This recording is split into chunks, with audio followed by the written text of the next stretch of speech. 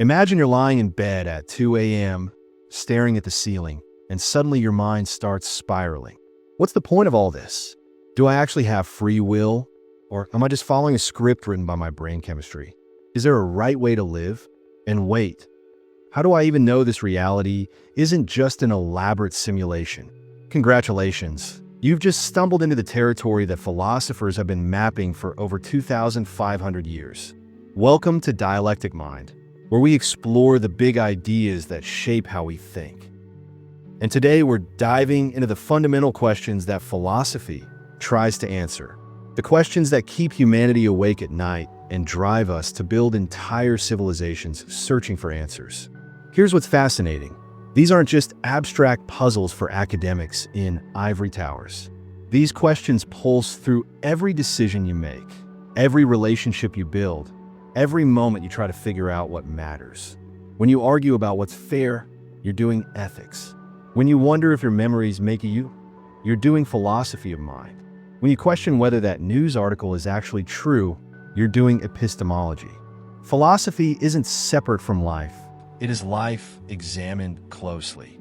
And today, we're going to explore the four great territories that philosophers have been mapping since humans first looked up at the stars and asked why. Let's start with what philosophers call metaphysics, literally beyond physics. This is where we ask the most fundamental question imaginable. What is real? Think of reality like an iceberg. Most of us spend our lives on the tip, dealing with jobs, relationships, grocery lists. But metaphysics dives deep beneath the surface to ask, what's actually down there holding everything up? Consider this. Right now, you feel like a continuous person, the same you who had breakfast this morning. But every atom in your body gets replaced every 7 years. Your thoughts are constantly changing. Your memories shift and fade. So what makes you you? This isn't just philosophical navel-gazing. It affects how we think about personal responsibility, what happens after death, even how we should treat people with dementia. The ancient Greeks gave us our first systematic maps of this territory.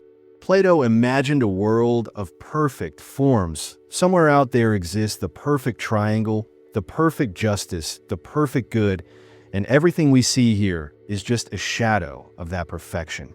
Picture being chained in a cave, watching shadows on the wall, thinking that's all there is, until someone breaks free and discovers the fire casting those shadows, then the whole world outside the cave.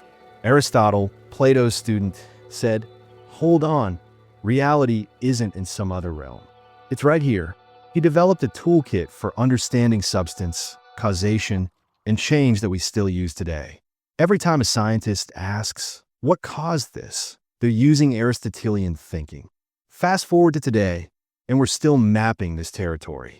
Quantum physics suggests reality might be fundamentally uncertain until we observe it. Neuroscience reveals that consciousness might be an illusion created by billions of neurons firing. Each discovery opens new philosophical questions rather than closing old ones. This brings us to our second great territory, epistemology, or the study of knowledge itself. If metaphysics asks what exists, epistemology asks how can we know what exists? Imagine you're a detective at a crime scene. You find evidence, interview witnesses, form theories. But here's the philosophical twist. How do you know your evidence is reliable? How do you know your senses aren't deceiving you? How do you know your reasoning is sound? This isn't paranoid skepticism. It's essential critical thinking. René Descartes, in the 1600s, decided to doubt everything he possibly could until he found something absolutely certain. He doubted his senses. They sometimes deceive us. His body might be dreaming. Even mathematical truths, maybe an evil demon is fooling him. But he couldn't doubt that he was doubting. I think, therefore I am, cogito ergo sum. From this one certainty, he tried to rebuild all knowledge. But philosophers quickly found problems with Descartes' approach. David Hume pointed out what we now call the problem of induction. Just because the sun has risen every day for billions of years doesn't logically prove it will rise tomorrow. We assume the future will resemble the past, but we can't prove it without circular reasoning. This matters enormously for how we live. Every time you trust a weather forecast, take medicine, or believe a news report, you're making epistemological assumptions.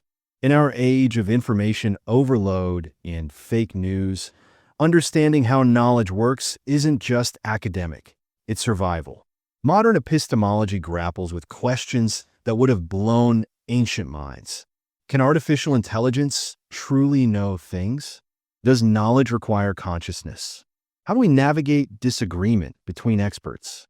These questions shape everything from education policy to artificial intelligence development. Now we enter perhaps the most personally urgent territory: ethics and political philosophy. Here we ask, how should we live? What makes a life worth living? What do we owe each other? Picture ethics as the art of navigation for human life. Just as sailors need compasses and maps to cross treacherous waters, we need moral frameworks to navigate the countless decisions that shape who we become. The ancient Greeks gave us several competing maps. The Stoics, like Marcus Aurelius, said the good life comes from focusing only on what you can control, your thoughts, choices, and responses, while accepting everything else with tranquil indifference. You have power over your mind, not outside events. Realize this, and you will find strength. Aristotle offered a different map, the doctrine of the golden mean. Courage, for instance, is the balance between cowardice and recklessness. The good life isn't about following rigid rules, but developing practical wisdom to find the right balance in each situation. Think of it like learning to play jazz. You need to master the fundamentals before you can improvise beautifully. The Epicureans said pleasure is the highest good, but not hedonistic pleasure. They distinguished between kinetic pleasures, the joy of eating when hungry, and katastematic pleasures, the deeper satisfaction of friendship and peace of mind. True pleasure comes from eliminating anxiety and pain, not from endless stimulation. These ancient insights still compete in our modern world. When you're deciding between career advancement and work-life balance, you're weighing Aristotelian practical wisdom against Stoic acceptance. When you're choosing between immediate gratification and long-term satisfaction, you're walking in Epicurean footsteps. Political philosophy asks similar questions on a larger scale. What makes a government legitimate? John Locke argued that governments exist only with the consent of the governed. John Rawls proposed we design society from behind a veil of ignorance, not knowing whether we'd be rich or poor, healthy or sick, brilliant or average. What kind of society would you choose if you didn't know your place in it?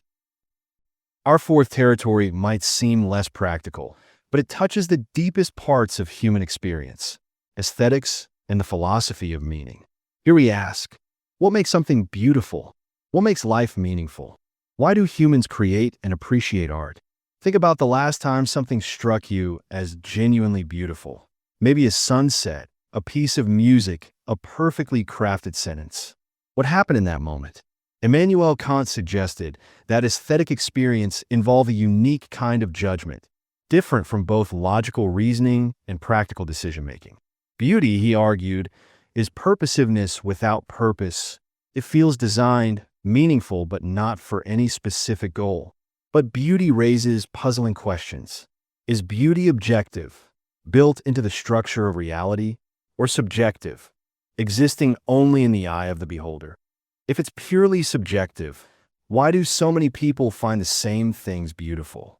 If it's objective, why do aesthetic tastes vary so dramatically across cultures and time periods? These questions matter more than you might think. They influence how we design cities, what we preserve as cultural heritage, how we educate children, even how we treat the environment.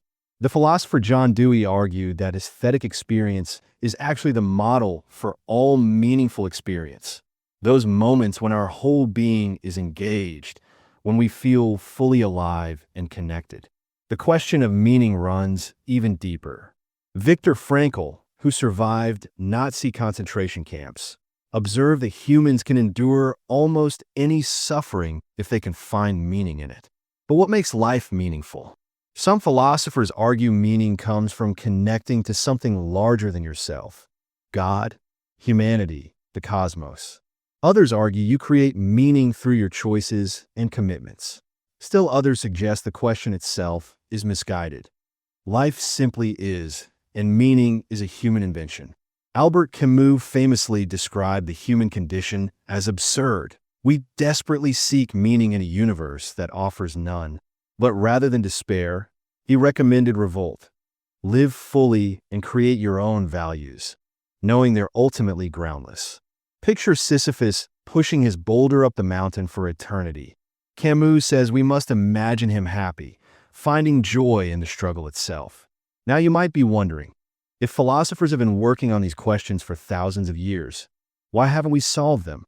Are philosophers just really bad at their jobs? Here's the thing. These questions persist not because philosophers are incompetent, but because they're the right questions. They're like the mathematical concept of pi. You can calculate it to millions of decimal places, but you'll never reach the end. Each generation of philosophers adds precision, discovers new approaches, and uncovers previously hidden assumptions. Consider how the question, "What is knowledge?" has evolved. Ancient philosophers focused on certainty and justification. Medieval philosophers integrated divine revelation. Enlightenment thinkers emphasized reason and evidence. Modern philosophers grapple with social construction and cultural bias. Contemporary philosophers consider computational models and artificial intelligence. The question doesn't get solved. It gets richer, more nuanced, more powerful. These questions also persist because they're essentially human. As long as we're conscious, choosing, meaning-making creatures, we'll grapple with consciousness, choice, and meaning. Every technological advance, every cultural shift, every scientific discovery reframes these eternal questions in new ways. Think about how social media has transformed the question, "What is authentic life?" Or how artificial intelligence is reshaping, "What does it mean to think?" Or how climate change is reframing, "What do we owe future generations?" The questions remain constant. The context continuously evolves. But here's what I want you to understand. These aren't just academic exercises. These philosophical territories map directly onto your daily experience. Every time you make a difficult decision, you're doing practical ethics. When you wonder if you're being manipulated by social media algorithms, you're doing epistemology. When you feel moved by art or struck by the beauty of nature, you're engaging with aesthetics. When you question what makes your life meaningful, you're doing existential philosophy. The goal isn't to become a professional philosopher. It's to become a more thoughtful human being. Philosophy gives you intellectual tools, the ability to spot hidden assumptions, to think clearly under pressure, to engage with disagreement productively, to ask better questions. Consider how philosophical thinking can transform everyday situations. Instead of getting frustrated when someone disagrees with you, epistemology teaches you to ask, what are their underlying assumptions? What evidence are they using? What would change their mind? Instead of feeling overwhelmed by choices, ethics gives you frameworks for weighing competing values. Instead of feeling meaningless, existential philosophy helps you recognize the ways you're already creating significance through your relationships and commitments. Philosophy also makes you a better citizen in a democracy. It teaches you to recognize logical fallacies in political rhetoric, to think clearly about complex social issues, to engage respectfully with people who hold different worldviews. In an age of polarization and echo chambers, these skills aren't just nice to have, they're essential for social survival. So here's what I want you to remember. The big questions that philosophy tries to answer aren't abstract puzzles. They're the deep structure of human experience. Every culture in history has grappled with these questions because they're unavoidable if you're going to live a conscious, deliberate life. You don't need to read Plato or Kant to benefit from philosophical thinking, though I highly recommend it. You just need to start paying attention to the philosophical assumptions already operating in your life. When you choose how to spend your time, you're making a statement about what you think makes life valuable. When you decide what to believe about a controversial issue, you're using epistemological criteria. When you feel awe at something beautiful, You're having an aesthetic experience that philosophers have been trying to understand for millennia. Philosophy isn't about having all the answers. It's about asking better questions and thinking more clearly about the questions that matter most. It's about moving from unreflective assumption to examined conviction, from passive acceptance to active choice. Your homework, if you choose to accept it, pick one philosophical question that resonates with you and spend a week noticing how it shows up in your daily life. What assumptions are you making? What evidence are you using?